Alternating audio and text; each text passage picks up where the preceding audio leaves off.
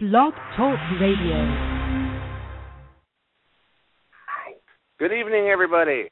Wednesday night, 8 p.m. Central Standard Time. Once again, you are tuned in to IHWE Radio, the place to be on podcasts.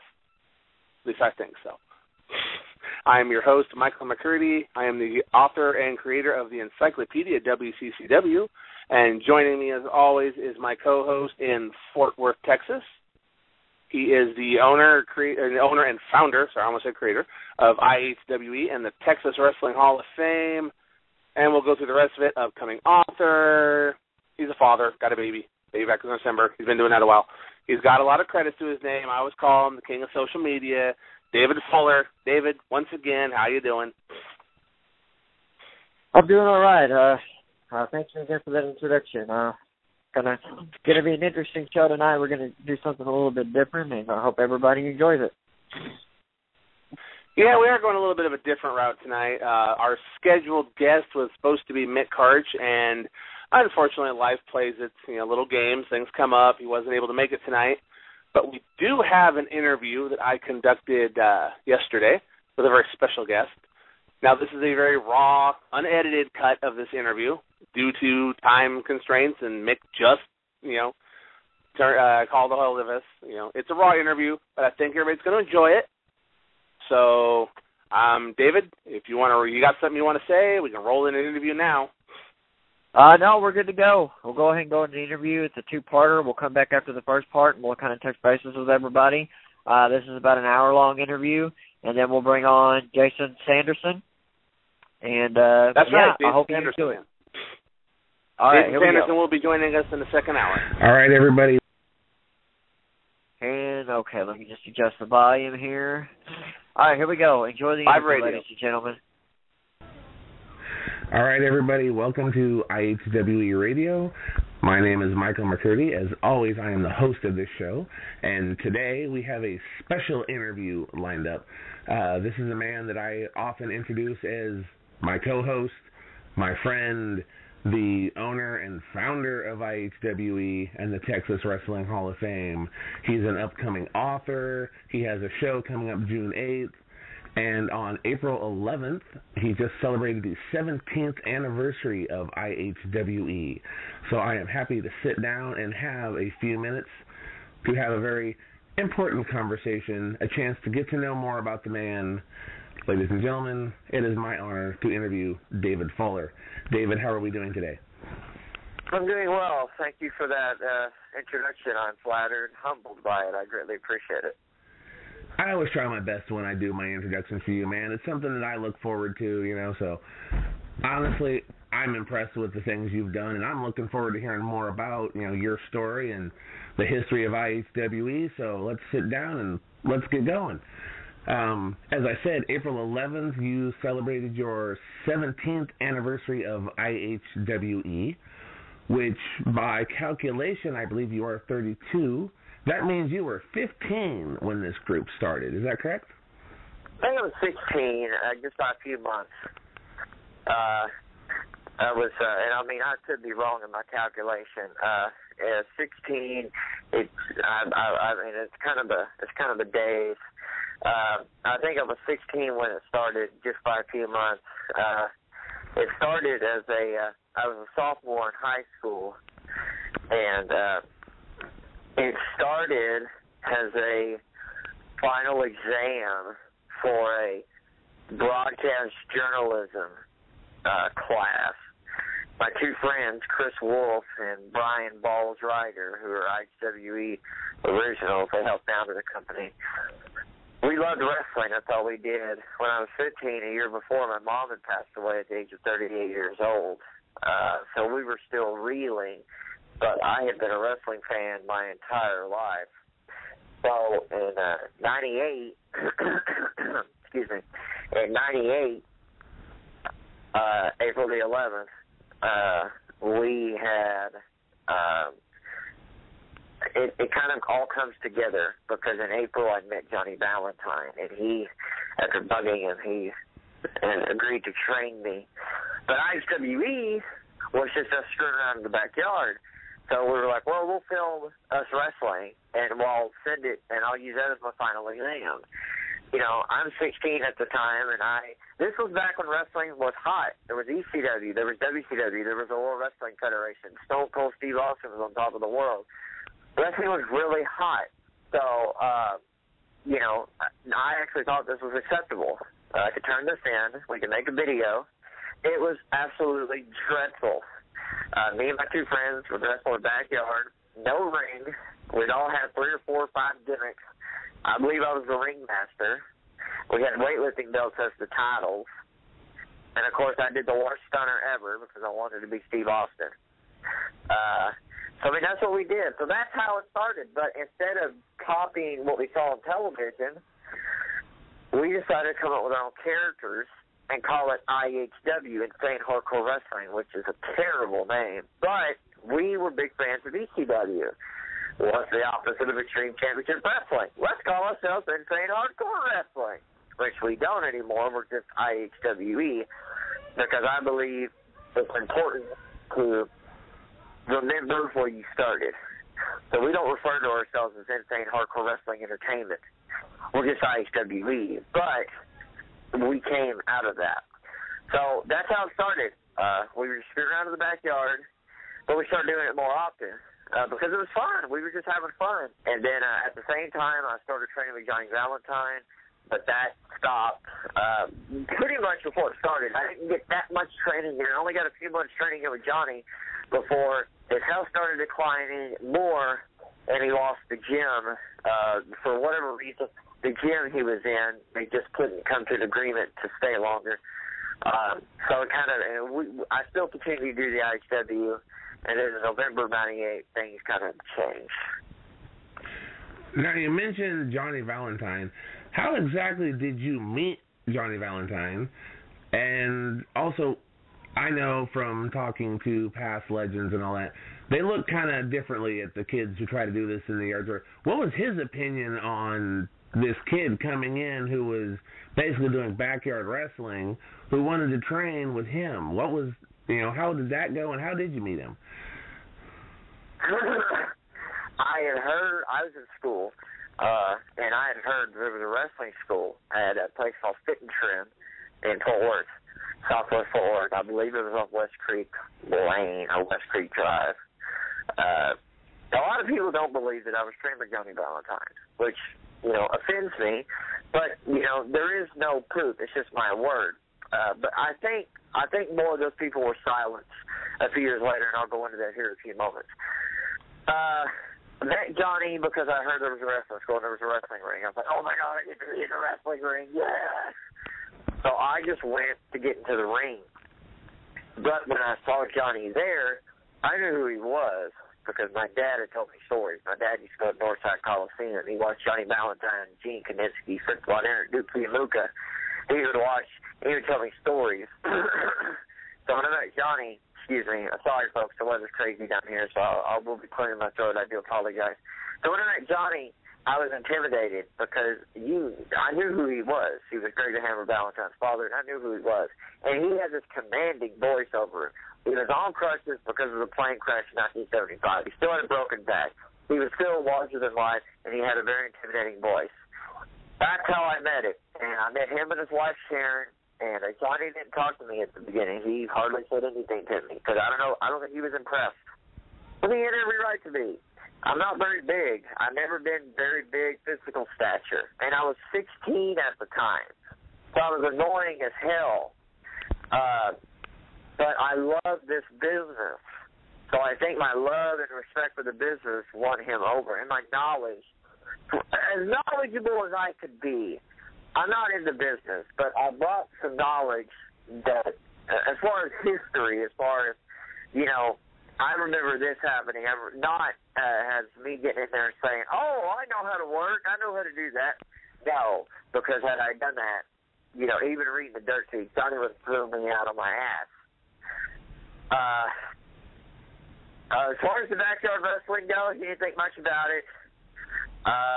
He didn't approve of it, but we were just having fun. He didn't see anything wrong with it. as long as it kind of stayed where it was. Of course, it didn't.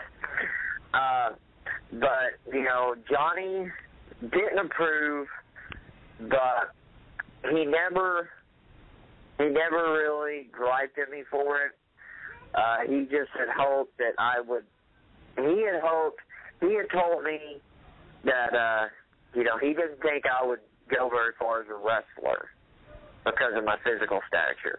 But he told me, he said, I think you'll make a really good promoter. So when the Backyard Wrestling started, I didn't tell Johnny a whole lot of the stuff that was going on because I don't think he ever would talk to me again. But the goal of the Backyard Wrestling was to learn as much as possible and put on a wrestling show. It wasn't to do all the crazy stuff. When we say Backyard Wrestling, people associated with all that crazy stuff back in the 90s, like the Backyard Wrestling game and all that stupid crap. We weren't doing that. We had a ring in the backyard. We had real wrestlers coming over from the NWA Southwest, people like Rodney Mack, people like Jazz, Spanky, Brian Kendrick. Before he went down to train with Shawn Michaels, he wrestled for us here in Fort Worth. Nobody was there. We had a ring. He wrestled one day, then he left. I have the match on tape. I don't anymore, but Brian Kendrick wrestled in our backyard. So we had real wrestlers. There was some hardcore stuff going on with Necro Butcher because he originally started as Necro Butcher there. So there was a little bit of the hardcore, but the goal was to learn and put on a wrestling show that just happened to be in the backyard. But I won Johnny over somehow, and I'm glad I did because his friendship meant the world to me. I just didn't appreciate it at the time because I was so young. So you started off the IHWE. It was a class final or a class project. When was the actual first show where you actually had like an audience, the ring, the tickets, and all? When was your first show? I believe it was November 27th or 28th, 1998. We got a ring. We actually got a ring that used to be used in World Class. And we rented it, and the guy brought it, and we had wrestlers from NWA Southwest. Rodney Mack was there. Jazz was there, who went on to have success in WWE. And we had some other ones there. That was we didn't charge admission. That was the first show that we had actually an audience. The people came and watched, and it was sort of structured. It was terrible. After the pros got done, and they had to get on to another show, it went to hell. It was terrible, because then it was just us. It was god-awful. But we were trying. So that's when it started, and we went monthly after that. We had a show in December. We had a show in January. In January, the Fort Worth Star-Telegram, the local paper, came and did a story on us. February, and then after that, we started drawing decent crowds. Like, I say sellout because we were rent anywhere from 60 to 70 chairs, and they would all be full. The people were coming. They were coming every Sunday, or excuse me, once a month on Sundays to see the show. And we stacked the shows up as much as possible and structured them as best as we could. We had veterans there to help us kind of structure things, and we were selling tickets for $5 a piece, and it started catching on. We started being on the news locally. We were on ABC, WFAA, Channel 8, ABC affiliate down here. They did a story on us. That story they did sort of turned out to be unfair because they kind of linked what we were doing into what happened at Columbine High School when the kids went in and shot all the students, which I thought was grossly unfair. But that was the way it was back then. That was the time. And then later on that year in August of 1999, Channel 11, which was a CBS affiliate down here, KTVT, they called me, and they wanted to do a story. And I was very hesitant because of what happened on Channel 8. Channel 8's story in the summer was replayed on ABC's nationally 2020 news program. We were getting a lot of attention, so Channel 11 came out to our house and did a story, did a really good story. Jim Acosta, who now works for CNN, he came in and did the story. I still have it on video. And they did a really good story on us. So then it kind of took off from there, man. In April of 99, we had our one-year anniversary show. We had the Colossal Calls from WCW. And, we kind of just outgrew the backyard, so things kind of were put on hiatus. But during that time, I was starting to go on the road and wrestling. I was starting to get booked because of IHW, and me being, for some reason, I was pegged the promoter. I was pegged the guy, even though I had two guys who helped me found it. I don't think they wanted the responsibility, so everything kind of fell on me. They helped, but it kind of fell on me, and I took all the heat, and I was a young kid running my mouth. Not much has changed, but I started going on the road and wrestling as much as possible because I was getting booked because of IHW, even though I don't think I had any business being in the ring. But I was living a dream, and I used every opportunity I could to go learn. So I'm a little confused here. How did this news person even link kids wrestling in a ring, even if it was in the backyard? You're in a ring, you're actually wrestling, and they linked this to Columbine, which was a school shooting. And I mean, was Nancy Grace reporting on this? I mean, I just don't see the link. That's funny. I don't know how they did it, and I still don't. I don't know how they associated the two. I remember they showed us, and they had a clip of the match where I believe Canyon, not Chris Canyon, but a Texas guy named Canyon, who's a Texas Wrestling Hall of Famer. He was wrestling a guy by the name of Zane Morris, and Canyon had been cut open, so he's bleeding. So they zoomed in on that, and then they cut to Columbine, and they had some network psychologist or they had some network psychologist or something on there, and I think verbatim he said, "It takes the tragedy in Colorado," and something like this, and that's where the kids are these days. And I was very upset when it happened, but there was nothing I could do. I approved. I told them they could come shoot it. I gave them the footage. So anytime you're on the news, just be aware that, the story they tell you they're going to do and the story they do are two totally different things. Like at the Channel 11, they shot the story at my apartment. And they told me verbatim what they were going to shoot and what they were going to show. And I was very happy with it. And like I said, Jim Acosta, who did the story, he works for CNN. He covers the elections. He was covering the presidential election when Mitt Romney and Barack Obama were battling for the presidency. I saw him on CNN, and I was like, I covered IHWE. That's kind of cool, to think about. It's like, he was covering my backyard wrestling show down here, and now he's covering the freaking presidential election on CNN. That's pretty cool. Not too many people can say that. It's little things like that I kind of look back on, and that'll be in my book. I kind of look back on that, and I'm like, man, that was pretty cool. But, yeah, I have no idea how they associated the two. I still don't. It is what it is. We weren't doing drugs. We weren't in a gang. We weren't drinking. We weren't, we were just wrestling. But some of the wrestling we were doing probably could be, it was violent. It was controlled violence, but it was violent, which we don't do anymore. We don't have that on the shows anymore. But at the time, it was the late 90s. That's what was in, the Attitude Era, ECW. That was in. So, we just had to do what we had to do. Somebody told me, it's not so much about where you start, it's about where you finish. So, I'm not proud of some of the things we did, but we had to get noticed in the 90s when wrestling was so hot. Now we've toned it down. We're focused more on wrestling, and we're focused more on entertaining families as a whole. But, yeah, that's where we were. But to answer your question, I know I kind of rambled on. I have no idea, and I don't think I ever saw Nancy Grace. She was probably still dating a wrestler at that time. Wink, wink.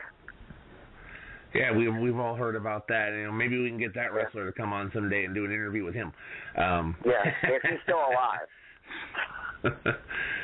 So all this is going on. You've gone from the class project, you've gone to your first show, the 1-year anniversary, you get the news story and all that. All this is going on. You're only 17, 18 years old. Was age a problem? Did people look at you and kind of think, you're just some young kid? Did you have a problem actually getting people to listen to you and actually take you seriously at this time? Because, you're awfully young. From a wrestling standpoint, like going on the road and stuff? Just kind of in general, life? Promoting the wrestling and all that. I mean, were you having a problem getting people to, just take you seriously what you're doing? Or were they just saying, oh, you're just some kid who's, wanting to have some fun? Yes. And that stigma somehow is stuck with me to this day. There are some people that still look at me as that punk kid. Yeah, it really was. I caught a really good break, not only with Johnny Valentine, but Johnny wasn't on the road with me. I caught a really good break because I hit it off with people like Rodney Mack and Jazz, like Necro Butcher, and I would go on the road with them. Now, they were badasses. Rodney and Jazz were two of the most respected people in the business. Notably so, they went on to have great success, especially Jazz. So when I went on the road with them. But there were people who took liberties with me. I was young, I was small. I got my butt kicked, but that was part of it. I had to take the beatings. I'm not saying these guys went in there on purpose and beat the crap out of me. I'm saying I got potatoed. I got stiffed because people were like, hey, it was still a fraternity then. You couldn't just break in. Not like today, where anybody can just go buy a pair of Hot Topic jeans and say and get their buddies to start a promotion and say, I'm a wrestler, and go buy a replica, and now you're a champion. No. In the late 90s, it was still hard to get into the business, and I got my butt kicked.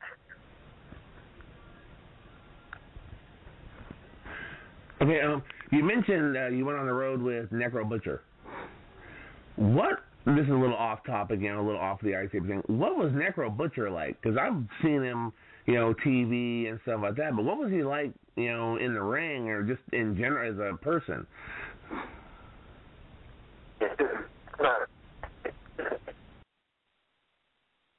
All right, ladies and gentlemen, that was the first part of the interview, and Michael, get back on the air. All right, he's here. All right, that was the first part of the interview. Talked about the early days of me meeting Johnny Valentine and such. Wanted to mention a couple of things before we go back to the second part of the interview, which is kind of longer. Hope everybody's enjoying it. Anybody has any interest in me, which there's not a whole lot of interest out there, I will be writing a book here in the next few weeks, and over the course of the year it will be released. Really excited about it. Real quick, a couple of programming notes. In June, we will be doing a live simulcast with the 49th Annual Cauliflower Alley Club Reunion, and that's going to be exciting. Michael is going to be out there in Las Vegas. He's going to be getting words with some of the honorees, a lot of the people that are out there. Morgan and Carl have kind of given us access. They're two great guys. They're two wonderful people, and we can't wait. And counting down all throughout the month of May, we're going to have somebody on with something to do with the CAC all throughout May, and then I believe the week before, the whole show is going to be about the CAC. We're going to have multiple guests. I can't wait. So, Michael, are you about ready to start this second half and then come back and talk Undertaker Streak? Just to throw in an extra little bit about there, yes, the show All CAC is May 28th. We just had confirmation the other day that the editor of the Cauliflower Alley Club newsletter, the guy who shares a lot of the news that prints a lot of the news that we share on this show, will be joining us for that, as well as I believe we've almost got it confirmed that Brian Blair will be joining us that night. He's head of the membership committee with the Cauliflower Alley Club, and obviously, one half of the Killer Bees and a big career in Florida and all that. So it won't be just an all-CAC episode. We're going to have a couple legends on the 28th, so it's going to be a good show leading into June 3rd and 4th at the Cauliflower Alley reunion in Vegas. So just wanted to add that little note. And, yeah, I think we're about ready. Second part of this interview, we talk a little more about Necro Butcher, the evolution of IHWE, as well as the future. So I think we got some good information coming up. So let's roll into the second part. All right, ladies and gentlemen, we'll be back here in about 35 minutes, and we'll get rocking and rolling with the rest of our show. we hope you've enjoyed the first half, and listen to the second half, starting... I was actually going to adjust the volume levels before I started it. Now! Really? Uh-oh. All right, everybody, welcome to IHWE Radio. My name is Michael McCurdy. As always, I'm the host of this. That was the first part. The first part. Live radio, ladies and gentlemen. Live radio, there ladies and gentlemen, live radio. All right, we're a little off topic here. We were, not to do with IHWE, but you mentioned working with Necro Butcher and going on the road with him. What was the Necro Butcher like? I've seen him on TV, video, things like that, but what was he like in the ring, outside of the ring? Tell us a little bit about him. He was very articulate, very intelligent, and very down to earth. We spent many a night together. He would stay with me. I would stay with him at his place. He was extremely intelligent. He just liked to have a good time. He was a family man, devoted family man. Man, it was always scary because he would come up with things. And one night we did a battle royal, and right after Owen Hart died here up in Plano, it's in Dallas, or it's past Dallas. It's north of Dallas. And we did a battle royal, and Necro took a steel chair into the ring and just started hitting people with it as hard as he could. He got joy out of that, and he thought it was funny, and he thought the crowd would pop. And they did, but so I ran around the ring and hit as much as possible, and then I was thrown out of the ring. And unbeknownst to me, Necro was on the floor waiting for me. And I was thrown out, I landed, and as soon as I turned around, a chair is coming toward my head at full speed. And on the video, and it's out there somewhere, I'll try to find a YouTube clip, you'll see maybe my arm or my leg over in the corner, and then you hear whack, and it sounded like a gunshot. And then my limp body just collapsed to the floor. I was out, and it was the hardest thing I've ever been hit with in my life. And I've been stabbed with a pair of scissors, not in wrestling, as a kid. So, just take that for, kind of let that soak in. So I finally McMillan the back. He gives me a big old hug, and he said, well, you passed the test. I got your back now. I'm like, okay. I don't know what the hell the test was. And then some nights he was, for me, it was a little scary being in the ring with him because you just never know what he was going to do. We did about a royal one night in a place called Clifton, Texas, which you asked me to find it on a map. I can't. I know we went there, we did a show there, we got home from there. And we did another battle royal. And so Necro gets eliminated. And then he has one of the students, Ultimate Warrior, rest in peace, always believe, gorilla pressed me over the top rope to the floor. I call him Dylan Summers. Necro caught me, and of course I'm eliminated. And then Necro, he grabs him by the hair, Tiger Driver, right there on the floor. And it's dirt. It's not, it's no padding. This isn't big blue padding. There's nothing there. It's a rodeo arena, and there's nothing but dirt. And I'm like, no. Well, what? It sounded like I could sandbag the guy. So before I could say no, I'm already up in the air. But I was like, oh, I'm going to die. But thankfully, Necro put his feet, he put his legs out before I landed. So I just landed on Dylan's, on his legs. He just hold it up.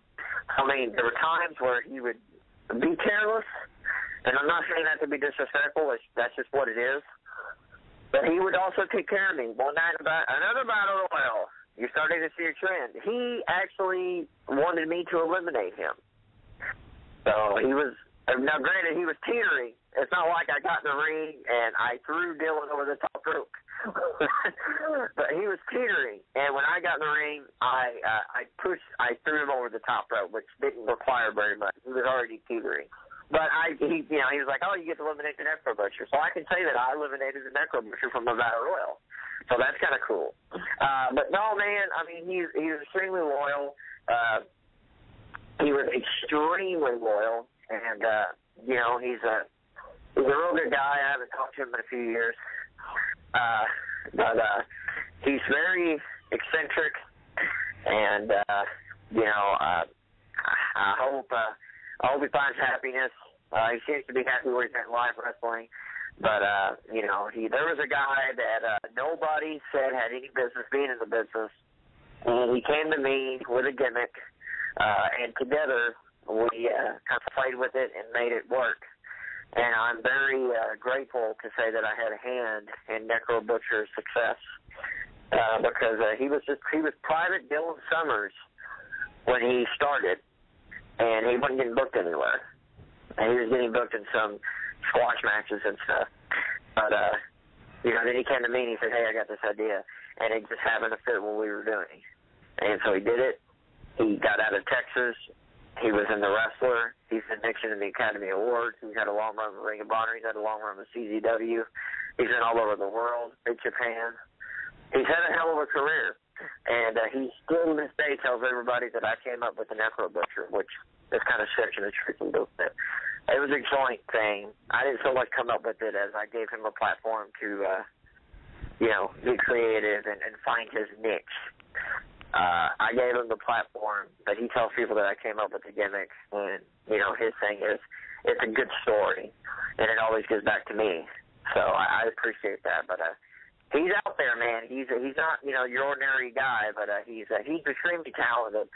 He's a better wrestler than anybody would give him credit for. He knows the business, and he was a huge memorabilia collector. He had every LJN WWF figure from the 80s and its original package in his computer room, and they would all be on the wall. And I used to go in there and just fantasize.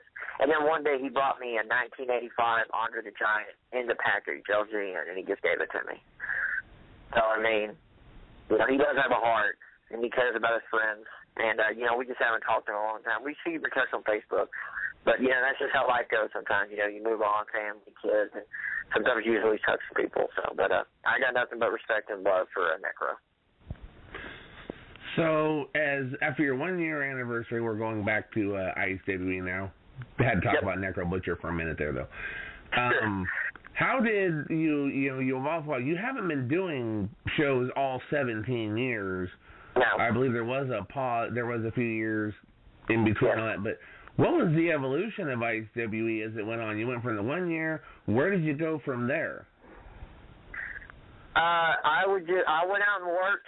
And learned, did different things. I've done every job there is to do in this business. I've wrestled, I've rapped, I've announced, I've done play-by-play, I've done commentary, I've sold gimmicks, I've managed, I've carried jackets to and from the ring, I've rang the bell, I've set up rings, I've done security. Anytime there was a job to do, I did it because I was told the more you do, the more you'll learn. So I've done every single job there is to do in this business. I've never worked for Vince, I've never worked for Bischoff, I've never worked for Heyman, I've never worked for TNA.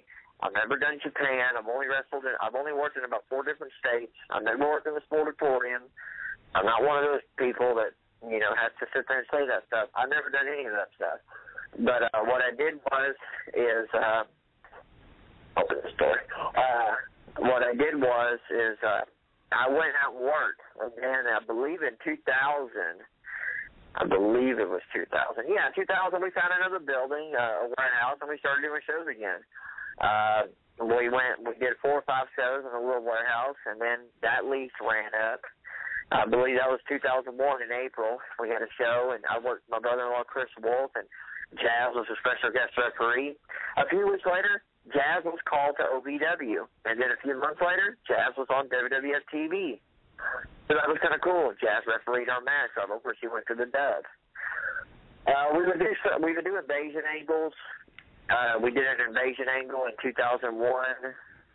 Yeah, at the end of 2001 was an organization called the NAWA out of Tyler, Texas.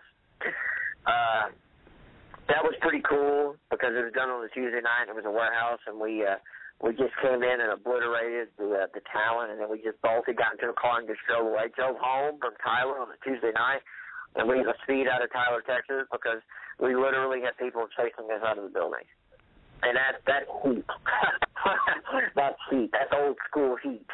And that's because they told me to get on the microphone and say whatever I wanted. So I got on the microphone, and I just dropped a bunch of 4 and 5 letter words.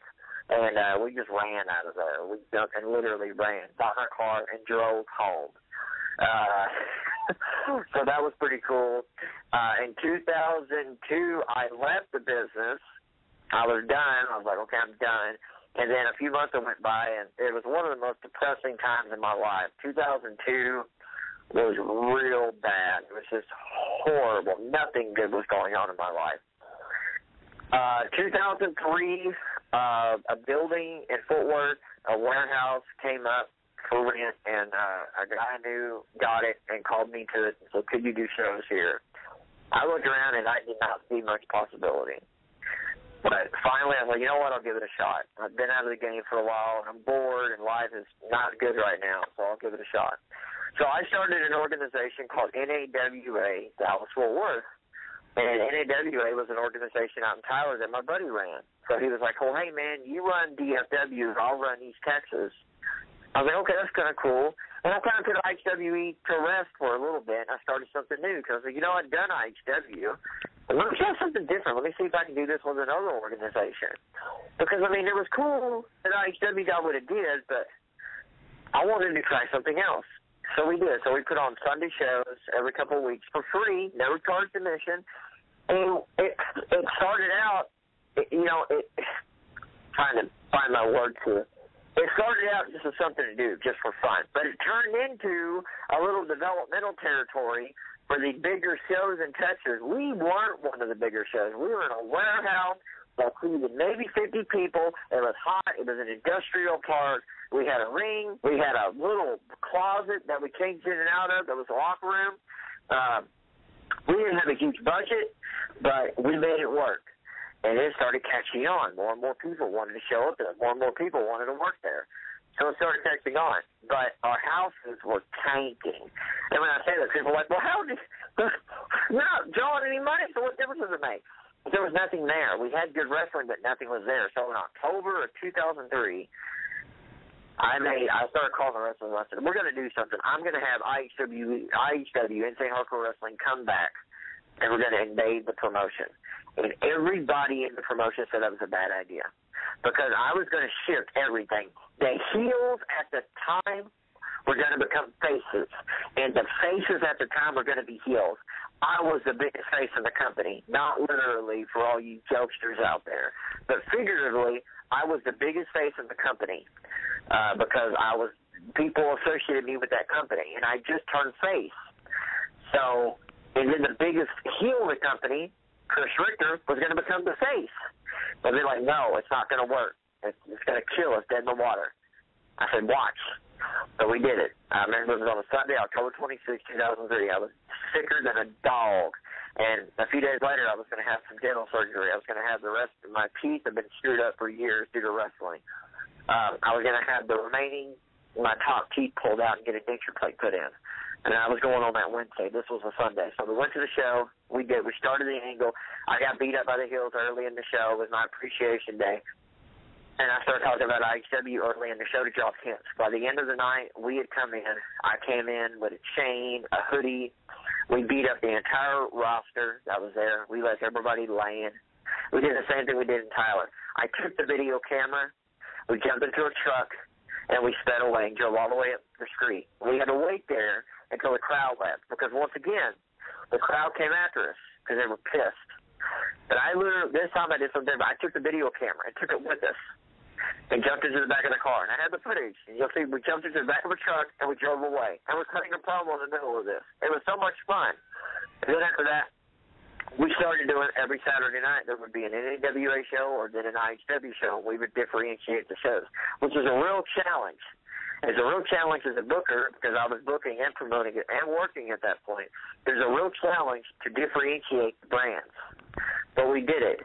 That went on for a few weeks and leading up to a big show in January where the 4 IHW guys wrestled the 4 NAWA GFW guys, and the winning team would prosper and the losing team would die. 35 minutes.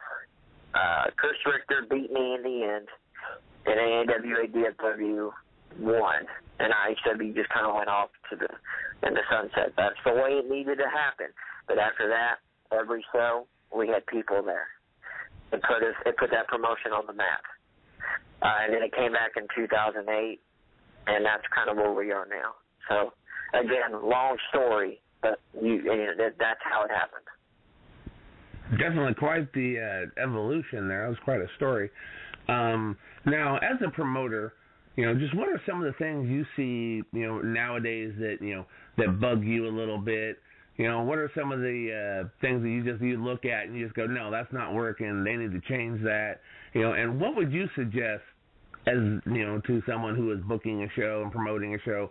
What kind of suggestions do you offer to put on a quality show? Because obviously you've got the experience. You seem to be able to, kind of have your finger on the pulse of what they want to see. What bothers you, and what would you offer as advice to people that were putting together shows now? What bothers me is, it's just really hard to put my finger on it. I said something about this morning. There's some shows that have too many title matches on there. If half the roster has belts, what do the belts need? Title matches are an attraction, and they always have been. Title matches will always be an attraction. That is one thing. Yeah, the business evolves. That is one thing that will stand the test of time. Title matches are attractions. But if everybody on the show, or even a quarter, a third, or half of the roster has belts, the belts cease to mean anything. They're not attractions. If you have, now WWE is different because they have several hours of first run programming every week. Now they got the network, they got even more, and they have house shows where they got A teams and B teams and sometimes C teams. So they need the belts because title matches are an attraction. The independent shows don't need that many belts. I think you need a main belt, a secondary title, and a tag team title. I don't think you need anything else. IHWE has a heavyweight title, which is held by Matt Riviera, and a DFW title, which is not really the secondary title, but it's the DFW title, and that's paying homage to the great history of this territory. That's all we have. So because we only have two belts, they both mean a great deal. When you see a title match here, they're like, oh, okay, cool, there's only two belts. That's pretty cool. And even if we brought in a tag team belt, it would still mean something because, there's only three titles. People, promoters who have to be on the show. And when I say that, and people, like, well, you've been on your shows. I'm like, yeah, I have, and I was on them a lot in my younger days, and that was a mistake. I'm not now. I'm not as big a part. I'm going to be involved with my shows as an on-air character, but I will be doing it in a different way. There's a place for that, but you've got to be able to, my thing now is I've got to be able to perform as good as my talent, or I don't deserve to be out there. If you don't bring anything to the on-air product, then you don't need to be out there. There's people who I think run shows just to be on them. There's guys who are way past their prime who book shows and book, just to be on the show, put themselves on the flyer. I think that's a mistake. People who book their friends who have either no experience or never been anywhere, that's a mistake. Treat it like a clubhouse. It's not a clubhouse. It's a business. When we're young, we all make mistakes. I think if you're going to start a successful promotion, you need to bring in experienced people, a good booker like a James Beard, a Dusty Wolf, a Black Bart. Not me, folks. I'm not angling for a job. I don't need a job. I don't want the job. So don't email me asking if I know, because I won't. I've tried it for other people. It doesn't work. I work for myself, and I've got a pretty good understanding of what I like. Go out there and get talent, get the best talent you can possibly think of. That's when a guy like James Beard comes into play. And start asking around. Go to different promoters and say, hey, who's worth a damn out there? You've got to spend money, folks. You can't just bring in people from Dallas, Fort Worth. Like, if I'm running here, I'm not just bringing in people from DFW because I can throw $20 at them and they'll be there. No, you have to be willing to bring people in from all over. You have to be willing to bring in a Johnny Gargano. You have to be willing to bring in a Matt Riviera. You have to be willing to bring in a Michael Faith. You have to be willing to bring in all these people. You need to bring in a submission squad from St. Louis. You need to bring in people from all points because you're getting the best of every possible thing you can possibly think of. You have to make your show distinctive. You have to spend money on presentation. You can't just set up a garbage bag curtain, set up a ring, and say this is it. You have to spend money. We got our mic flags in yesterday. They look so good. They look great on presentation. We got a step and repeat backdrop for promo pictures and promos. You have to spend the money on stuff like that. You have to bring in a solid production team. At the same time, when people go to independent shows, they don't want to see WWE. They don't want to see something different. If they wanted to see WWE, they'd stay home and watch it, especially now with the network. People have the option where they can stay at home and watch wrestling all the time. But come to an independent show to see something different. Go to the independent shows to see the next star. Nobody had any idea in 1989 that a long, blonde-haired kid who wore flowery spandex to the ring in the Sportatorium would go on to be one of the biggest superstars in the history of the business, stunning Steve Austin. In 1999, at Shawn Michaels' TWA, Texas Wrestling Association, nobody had any clue that some young, skinny, small kid flipping around the American Dragon would go on to become the man, Daniel Bryan.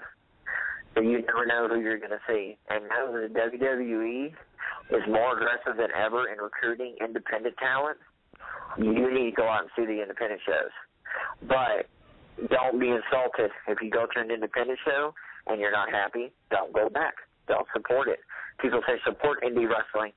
I say support good indie wrestling. You need to support the shows that will not insult your intelligence. They will embrace you as fans and create an experience. I don't care. People own a building, they put wrestling on the marquee, and they expect people to come because they're too lazy to promote it. No, like me and my team, and it's a team, it's not just me, we work every day on some aspect of the show to make sure that the fans get every single dime of the money they put out back in entertainment and experience. So, just get somebody in there who knows what they're doing.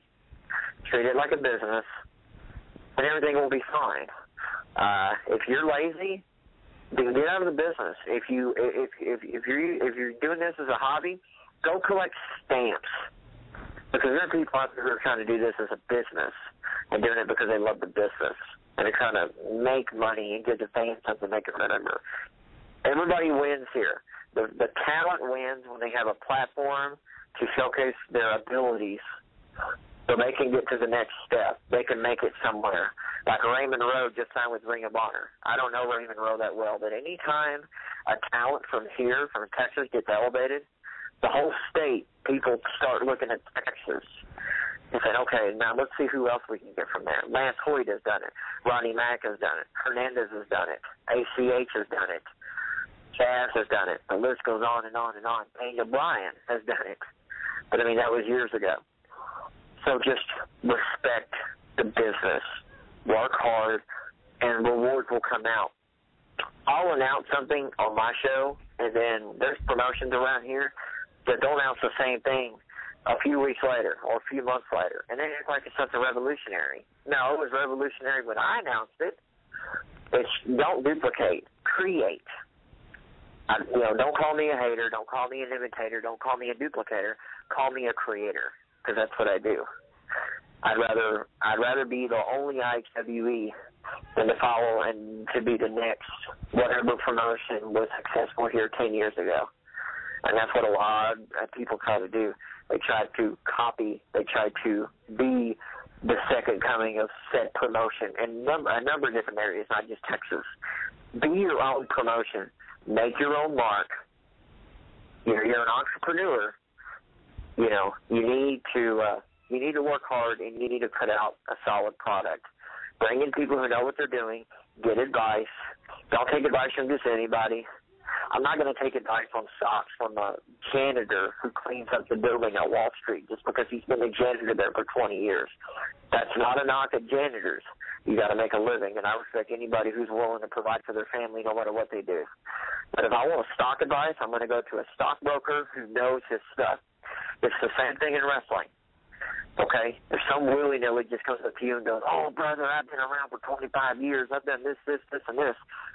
Wikipedia him, Google him, YouTube that person. Go ask about this person. Don't just take their word for it. So that's my advice. That's a long-winded advice, but I care about this business, so that's what you get. All right. Now we're coming to the next stage of IHWE. You have the Hall of Fame, which I believe started in 2009. Yes. Then you also have an upcoming book. You have Now We Know IHWE Radio, which I would like to say I'm very proud to be a part of. You have the IHWE Experience, June 8th. You've got an upcoming show. So now we're in the next stage of IHWE. What's in store for the future? What's coming up? What's the next evolution of IHWE? Because obviously this product just keeps evolving. I've mentioned those four things, but I'm sure there's many more ideas you've got coming. That is there anything you can share with us? Well, I'm extremely proud of everything that's come the past few years. When we came back in 2008, it was supposed to be one night only, and obviously it was a catalyst to where we're at now. We brought in Skander Akbar, Bill Mercer, and Mark Lawrence that night. That was a huge deal. And after being out for 5 years, we had over 200 fans in Fort Worth. When everybody, the local haters in the Texas wrestling scene, said it would fall flat on its face.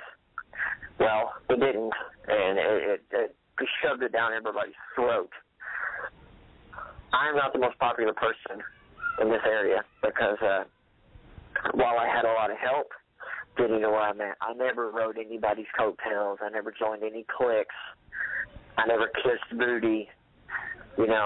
The promotion Deck CW and PCW I had a cup of coffee with, but I never, had some brother just to get a booking. I never did that. I started my own thing, and I wanted to make a mark as a promoter and not just be a star. I wanted to do something good and give something back, and I think, but this is a team. This isn't just me. All I do is come up with a vision, and I think I have an incredible drive, and I think I have a lot of respect and a lot of passion. Not delusion, passion. There's a difference. We have a lot of good ideas. Obviously, June 8th is going to be revolutionary for many different reasons. My vision is to create a live event experience that fans cannot get just anywhere. You can't get it at your local independent show. Not to say that it's better than any independent shows. I just think we're working extremely hard to create something that's totally innovative and diverse. We're bringing in Johnny Gargano, who has never wrestled in Texas before. Johnny Gargano is a former Dragon Gate USA champion, and he's one of the best wrestlers in the entire world. I believe he's on the radar for WWE. I really do believe that. He's wrestling every weekend somewhere. He's going to be in Singapore the week before our show. Terry Gordy Moore of Battle Royal, Terry Gordy's family is going to be there. And not only is it a live event, but then we're going to turn it around and put this all on YouTube in a television show format. That's something that a few promotions are doing, but that's something that a lot of promotions won't do. We want to do it. We want to embrace it because I'm all about getting ahead of the technology or staying with the technology, and I love the fact that people can watch our show from any different device, anywhere in the world, anytime they want. And that way our stars can get seen on the biggest stage of them all, which is a global stage, because at that point you're global. You're not just regional. We're going to be working with licenses like Black Bart, James Beard, Rick Manning are referees that night, Chico Torres, who is a former world class, former global, former USWA star. He's an IHWE Hall of Famer, is going to be there. These events are going to bring together the past, the present, and the future all together in one, which I believe is going to stand out. June 8th, for $10, you get to come and you get a 3-hour show, and you get to see the best wrestlers in Texas because we have taken some of the best talent from every different promotion and brought them here. Matt Revere is the IHWE champion. He's a big star in the NWA. He's a star from TCW. Tim Storms, the TCW heavyweight champion. Michael Faith, the Samoan Beast, is the heavyweight champion of Booker T's Reality of Wrestling. Gregory James, Barrett Brown, Ashton Sacred Trust, all of the state of Texas. Spoiler 2000 is a Hall of Famer. Just Mike Fox is a former IHWE champion. Franco D'Angelo, same thing. Just we have taken talent from all different points of Texas, Arkansas, Louisiana. Gargano's coming in from Ohio. We have taken the best talents and put them on the one stage. And it's not the same people you see over and over and over again. There's some familiarity. There's some people that you will recognize because I believe it's vital. I believe it's vital that there's something familiar there. But it's mixed in with some stuff that you've never seen before. After June 8th, we're going to go back to the drawing board, go into the editing room, get all this ready to put out on YouTube. We're going to try to release it the same night as IHWE Radio. So it'll be a nice tie-in with the radio show, and then as soon as the radio show's over, you get to go watch our YouTube show. That's the goal.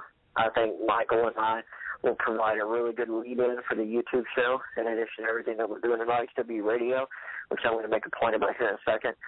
The fall show, which we're going to have to move the date now. The fall show is going to be revolutionary. We're working on the biggest roster we've ever had.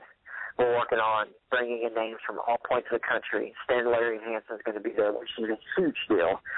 I'll share more as we get more information, but right now it's just all in my head. But, sometimes if you say things, you jinx them. So just know that we are working very hard, not just me. I have a whole team of people, the best team anybody could ever ask for. I feel like the head coach, and I've got first-round draft picks all the way through. I've got a great team. It's not just me. I've got a wonderful team. I could not ask for a better team. As far as IHWE Radio goes, this is a great concept. Michael is a great host. The show isn't created. There's radio shows out there that are created just to put over something, and we don't do that. If you notice, I've got a show coming up, and we hardly talk about it because we've got so many other things booked. We're going to be doing a remote from the College for Alley Club. It's not just about what I'm doing. It's not just about what Michael's doing. Sometimes we don't even get our information out there because we've got so many people who want to be a part of this. It's about promoting positive goodwill for the wrestling business.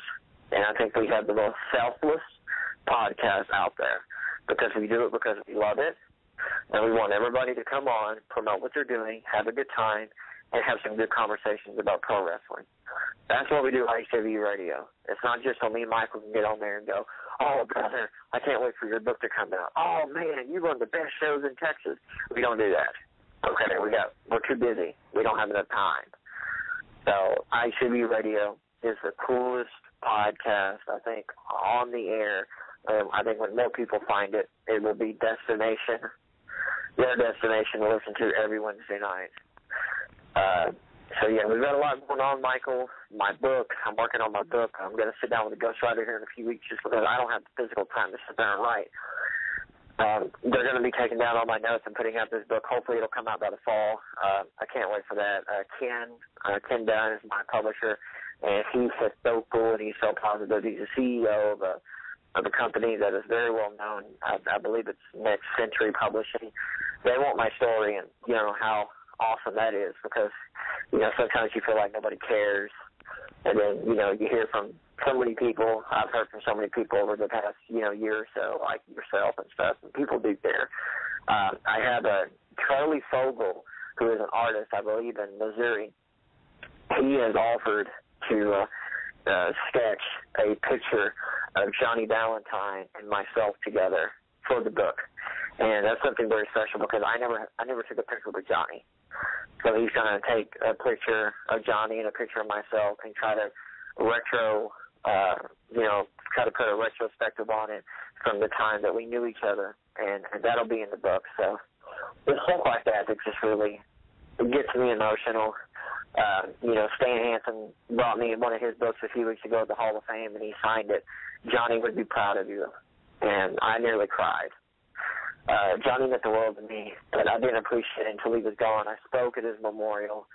A few years later, April 17, 2010, we inducted him into the Hall of Fame at a live show. His wife, Sharon, was there. She came up to me. She was there the night. She told everybody that Johnny had been inducted into a handful of Hall of Fames, but this one meant the most to him and meant the most to her. And she came out telling me Johnny would be so proud of you for what you've done. She goes, I can't get over it. She passed away a couple of years ago. But, you know, it's very emotional for me. People want to make fun of me, that's fine. I love the business. It made his dreams come true. And I'm still living my dream. I'm doing it. I want my son to be proud of me. Hopefully he will. Hopefully he gets to see all this. He's going to get to meet a lot of cool people. He's already got to meet Stan Hansen. It took me almost 20 years in the wrestling business to meet Stan Hansen. The kid's not even a year old, and he's already met him. So I'm a little jealous. But yeah, man, I just appreciate all the positivity out there. So many people support what we do, and you know, for every negative person that says one thing, there's about 18 people who say something positive. And that's what means the world to me. So I just appreciate everything. I really do, folks. Well, I'm sure speaking for myself and many others, we appreciate everything you've done and everything you're going to be doing. And yes, you're right. IHWE Radio, we promote positive goodwill. I enjoy doing the show every week. If anything, I just get a chance to sit and talk with someone for a little bit who's a little bit crazy like me. We enjoy this business. We love this business. We want to do everything we can for it. We have fun. I enjoy talking to it. And, David, I've enjoyed talking to you today. This has been a great interview. And I think on this note, I think we can wrap it up. David, thank you for joining me today. And as always, I will be on the air with you Wednesday night, 8 p.m. Central Standard Time. So I'm looking forward to it. Thank you for your time. All right. Thank you, Michael. Thank you, folks. Take care. Bye-bye.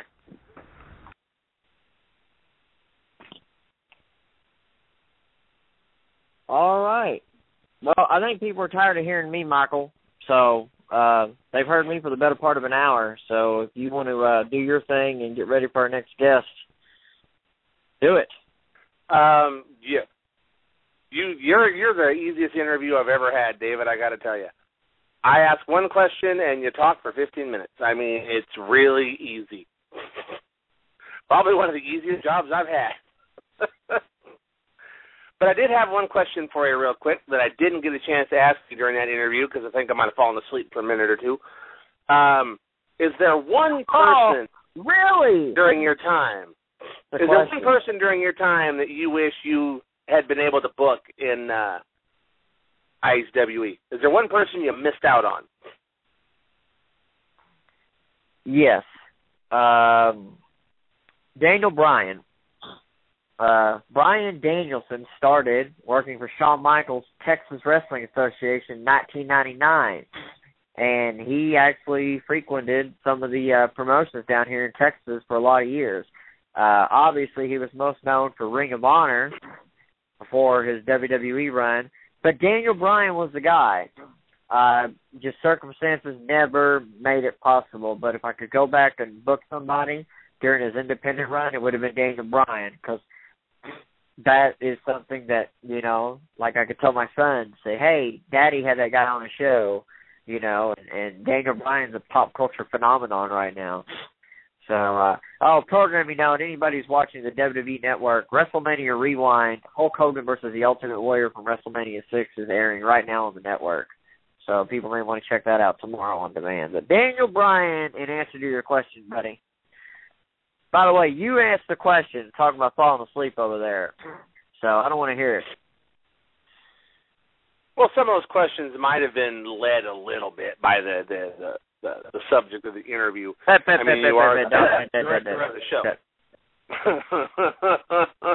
I am the director of the show. You need to keep that in mind.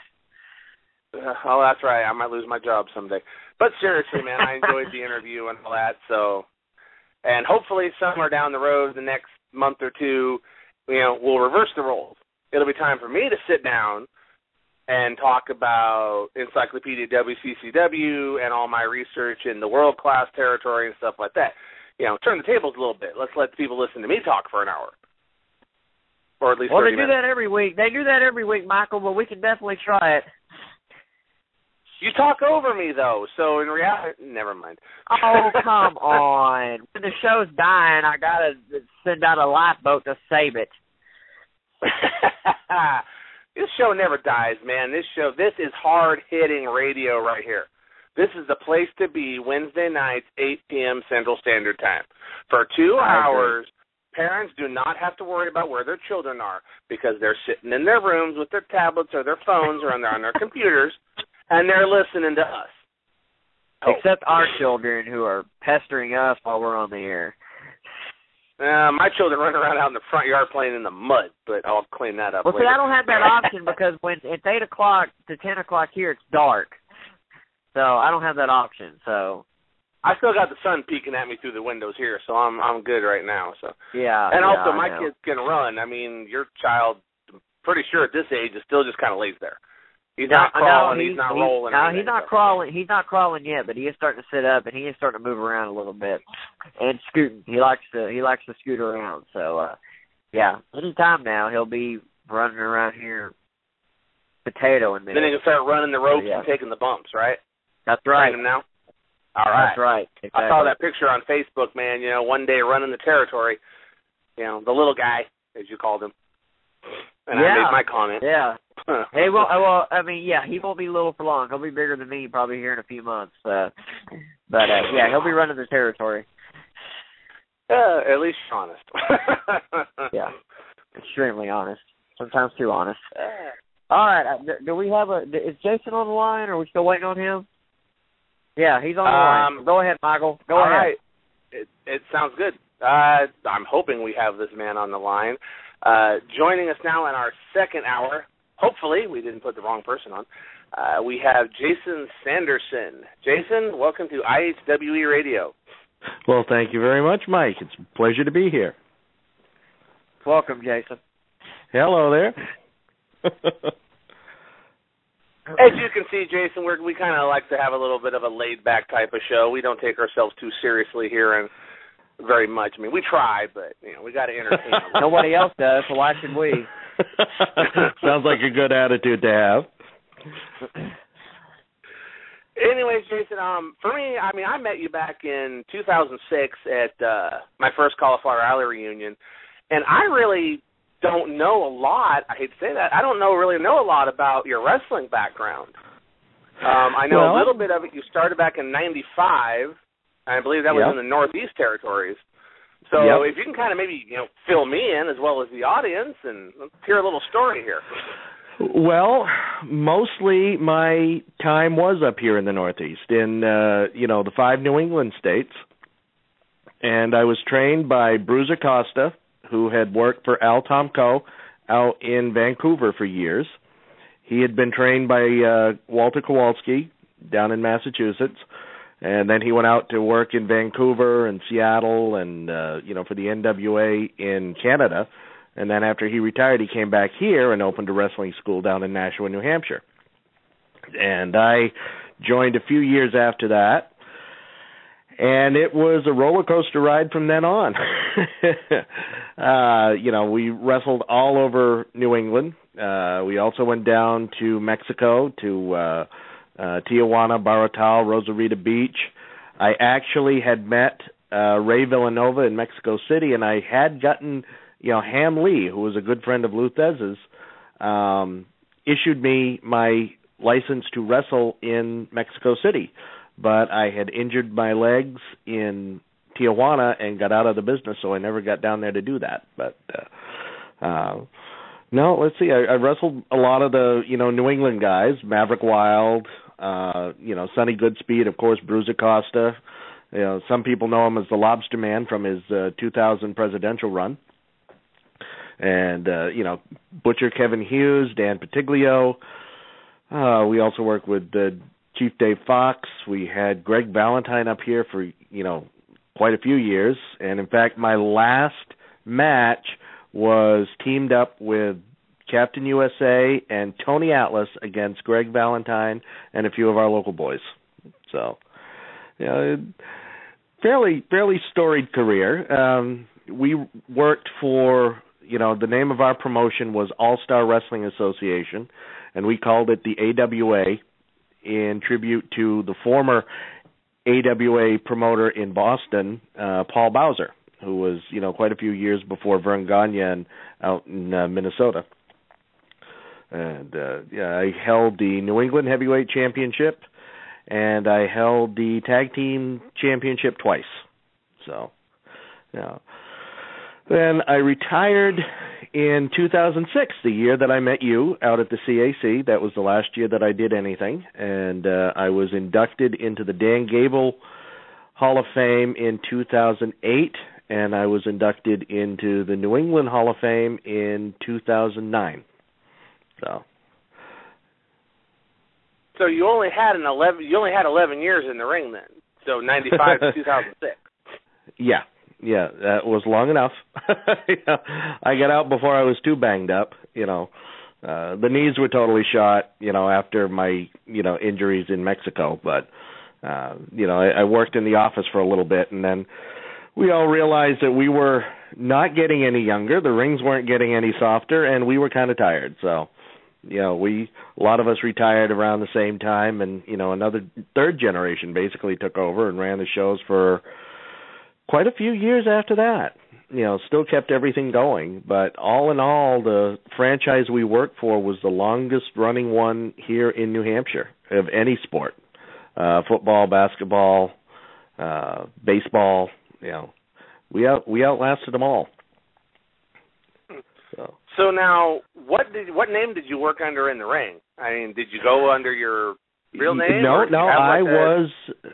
they took one look at me when I showed up in the gym, and it was kind of funny because I go in there, and like everybody else who shows up in wrestling gyms, I didn't have a damn dime. I want to be a pro wrestler. I really want to do this. Okay, well, it's going to cost this much. I'm broke. Everybody says that. And so, Jeff looked at me and he says, well, maybe you can work some stuff off and, help with the ring crew and stuff. And I said, okay. So we're tearing down the ring because at the time we only had the one ring. It was used in the gym, and then we had to tear it down, take it down 2 flights of stairs, load it in everybody's Jeep or truck or van or whatever, and take it over to wherever we were running shows. So everybody's walking around. It's 2 guys carrying one of the poles, and 2 guys are carrying the brain, and then I'm helping out, and he notices that I'm carrying one pole all by myself on my shoulder down the stairs. And then, the guys had been moving the brain around. It was 2 of them. And I asked, Jeff, I said, what did you want me to do with this? And he turned around, and I'm standing there doing curls with it. He says, okay, you're in. You're in. I can't just let this walk away. And I said, okay. He said, now take off your shirt. I says, excuse me? He says, take off your shirt. I'm not being funny. I want to get a look at you. So I took off my shirt, and he says, okay, turn around. And I did. And he says, okay, so basically your chest, your back, your arms, and I'm supposing your legs are as hairy as your face. I says, pretty much. He says, okay, you're the Wolfman. So I wrestled as the Wolfman for years. And we tried giving me a little bit of a break as that, and they brought me in as Merlin, the magician. And, I did that for a few months, and then it went back to, the Wolfman. Though occasionally they had me work under a hood, and they had me work as the Mummy. We started that one right after Benny Ramirez passed away. And I had a full body suit, and I had a mask. Now, there was just one problem with the mask. They forgot to design it with a mouth. So the eye holes, the nose hole are all a size too small, and there's no mouth. Now, I had shoulder-length black hair. I had a beard that came down about halfway to my chest. I had to tuck all that stuff up underneath the mask and go out and work in a full bodysuit underneath those lights and everything. And finally I went into the office and I said, look, I don't know whatever I did to tick anybody off, but whatever it is, I swear to God, I'm sorry. They said, what's the problem? I said, this is killing me here. They said, oh, well, we figured you'd want to do it. I said, well, I don't mind doing it if nobody else does, but, if you can sucker anybody else into wearing this outfit, I wouldn't object. So, then they teamed me up with somebody else who wore the mummy suit, and they had us wrestle as the Groovy Ghoulies for a while. So, wasn't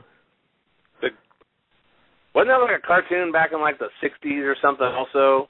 Yes, it was, and that was what we actually grew up watching, so we kind of liked it, and actually Howard Morin was the voice of Weird Wolfie, which is what a lot of people called me, so we figured it all fit. Yeah. And actually, there was another story to go along with that. I don't know if you guys ever remember a show called World's Creepiest Destinations. It was back in the late 90s, and it was about these teams that would go around to supposedly haunted places around the world, and they would be there all night long. They'd have the video cameras and, night vision, and, they had to find any evidence of hauntings or try and make contact with whatever was supposed to be there. Well, the season finale of their first season was supposed to be exploring Dracula's castle in Transylvania. And what they wanted was people to submit names, and they were going to have a big contest. Well, I found out that some people submitted my name and the name of the guy who wrestled as the Mummy and a couple of other wrestlers, one of which wrestled as a vampire, and they said it would be so cool having the Wolfman and the Mummy in Dracula's castle. And the producers sent them an email back saying that it was not believable and stop wasting their time with something outrageous like this. And they went with some nondescript family from suburbia, and needless to say, it never got renewed for a second season. I think I vaguely remember a show like that. I think, late 90s. Vaguely kind of remember that. Those are kind of the big thing. I know nowadays they've got all those ghost hunters and mysteries and mysteries at the museum, stuff like that now. But somebody said that would have been perfect. That would have been a great tribute to Universal Studios. Wolfman, the Mummy, and Dracula's castle. All you'd need is Bud Abbott and Lou Costello, and that would round everything off. That'd be a great show. So Jason, okay, now I'm back, Michael. I'm back. I finished stuff in my face. We're professionals, ladies and gentlemen. So, Jason, I'm sitting here listening, and you talk about doing the Mummy and the Wolfman. Now, I'm going to take a shot in the dark because I know I am. Were you a horror movie aficionado? Oh, yeah. Why you were kind of drawn to these? Well, actually, I got kind of drawn to the Wolfman, like I said, because of my appearance. And then they just thought, the Mummy would be a good gimmick to have people underneath, something to have in case somebody no-showed. See, all the gimmicks that I had, unlike a lot of indie wrestlers who develop their own gimmick and go in and say, this is what I am, and try and get that booked, I did it the old school way. I walked into the office and the promoter said, this is what we're going to do. So this is what you got to do. And it's like, okay, that's what I'm going to do, and I'm going to do the best at it I can. So, I am a horror aficionado and, love the old classics and Lon Chaney Jr. and all that. And I'm actually only a couple of hours from Salem, and I've gone down there quite a bit. But, it was the promoter, Jeff Costa, who said, no, you're going to be the Wolfman, you're going to be the Mummy. So that was how that turned out. You're a big fan of Karloff, Lugosi. Oh yes, very much. Vincent Price, because I'm a huge Vincent Price fan. I have a friend. His name is Ed Neal. He was the hitchhiker in the original Texas Chainsaw Massacre, and he's done a couple. Yeah, he's done a couple of the wrestling shows down here for me. He made an appearance, and one night we had him go in there and punch one of the heels. But he was actually inducted into the Horror Movie Hall of Fame the same night Vincent Price was. And Vincent Price is one of my all-time favorites. So yep, mine too. Yeah, so actually cool. Somewhere I had I'm also an amateur chef, so that was another reason that I always liked Vincent Price because he was a great. Not only was he an art aficionado and art connoisseur, he was also a classical chef and did a lot of gourmet cooking and everything and. That was one of the things that kind of got me turned into cooking was, here was Vincent Price doing this, so this has got to be cool. I think he was also a connoisseur of fine wine, if I'm not mistaken. Yes, he was. Yep, you are correct. Yes. So Michael, you just learned something. So yes, the man who played Egghead, the man who played Egghead on the Batman, Vincent Price, was a fine food chef, a fine wine connoisseur, and a admirer, and he actually got into the distribution and marketing of art. He had his own gallery, Yeah. And he's a his own Book of the Month club icon. Horror movie icon as well. And on the set of Batman, he really kept everything lively because when they were having downtime in between scenes, he would start egg fights. Oh, that's amazing. Yeah, he would start egg fights with the cast and crew. They said it was great. You know, it was never boring with him there. That's fantastic. And also, kind of tying back into the wrestling, I don't know if any of you, Mike, you know, I know you're a very devoted member of the CAC. Can you name the one character from the Batman TV show that has a connection with the Cauliflower Alley Club? Oh, boy, I'm on the spot. Yes, you are, because now I'm going to see if you've ever paid attention to the Facebook page. Can I take a stab at it, Jason? Sure. I'm going to take a stab at it, and I'm probably wrong. I'm going to say Burgess Meredith. You're awfully close, but you are wrong. Okay. I was going to say Cesar Romero there for a second, but... Bingo. He was one of the first 7 members of the Cauliflower Alley Club when Mike Mazurki started it. Wow, that's amazing. Cesar Romero. 1 point for Mike. No, he said he would have. He didn't. But, you know, that's remember true. that scene from Willow, always trust your instincts. No, it was Mike Mazurki, Cesar Romero, Maria Bernardi, Art Abrams, and I can't remember, you know, the other guys, but they were the first ones to decide they were going to start the CAC. And they had it at his restaurant for years. Yeah, and while the CAC met in Los Angeles, right up until the year he died, Cesar Romero attended every reunion. So, nice. Yeah. Cesar Romero is now one of that my all-time favorite Jokers. He was one of the best. Okay, go ahead, Mike. Well, I'm a fan of the 60s Batman series, period. I watched all the repeats when I was a kid, so... And, you know, the complete series coming out on DVD this year, so I'm looking forward to that one. But, you know, I'm a geek at heart. I admit it. Well, I have another question for you. Have you ever noticed that the Joker on the Batman TV series always looked like he had a stiff lip or a fat lip? No, I never noticed for real and potato. Well, take a look at that, and the reason being is Cesar Romero had it in his contract that he did not have to shave his mustache. Oh, so it was popped up under the makeup. They caked the makeup over his mustache because he would not shave it, so it always looked like he kind of had a fat lip. I got a wrestling We're learning all question. sorts of things tonight. Yes, we are. I got a wrestling Not question. anything that'll help you earn a living, but Mike mentioned that you worked with Greg Valentine. Yep. Okay. His father trained me and brought me into the business. Oh, okay. In 1998, I met Johnny in Fort Worth, Texas. We just covered an interview about it. And he was in his final years. He died in 2001. I actually spoke at his memorial. His wife asked me, and huge, I say in honor. It was, bad time, but to speak about Johnny Valentine, like, well, who am I? But we got really close. I was very fortunate to meet Johnny and to forge a friendship. I tell people stories about Johnny all the time. You worked with Greg. I met Greg a few times. Obviously, I met him at the funeral, and I worked with him once.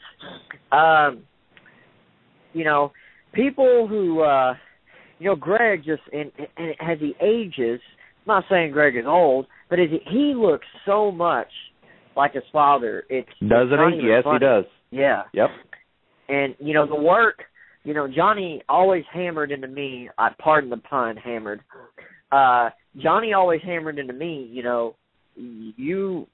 don't make it look real, you do it for real. Right. And, Greg adopted that. Because, boy, Greg didn't he? Yeah. Yep. I mean, Greg, you always saw it in his work. Greg was a 70s wrestler, and the times kind of passed him by with the styles. But if you wanted to go bell to bell with somebody, there was very few that could go bell to bell with Greg the Hammer Valentine. No, I loved working with him. It was great. It was not easy because once those big forearms started flying, and he started limbering up, then you had to pay attention to what you were doing. Right. But no, our last match, everybody decided that we would open it up because my legs were still kind of, shot, so I didn't move quite as fast, and Greg needed time to get into the rhythm of the match. So we got in there and we started working about 5-10 minutes, and then I realized, he had me in the corner and he's laying in those forearms and those chops and everything, and I said, okay, he's gotten the creek worked out now, so I tagged in Tony Atlas. And after the match, we get back to the locker room and, we're getting changed and everything, and I stop and I look at Tony Atlas and I pointed at him and I says, if I had never been here, if I had never seen a poster, never heard about this show, I could take one look at you and tell that you worked with Greg Valentine. And he looks at me and he says, brother, how could you say that? How could you do that? I said, simple. He is the only one I know that can turn a black man into a redskin. And he looked down at his chest, and it was all red. And he goes stomping over to Greg on the other side of the locker room, and he says, look at what you did. And you know how Greg's always kind of laid back and, doesn't get shook up too much. He just kind of looked up at him half, did I do that? We all just busted up.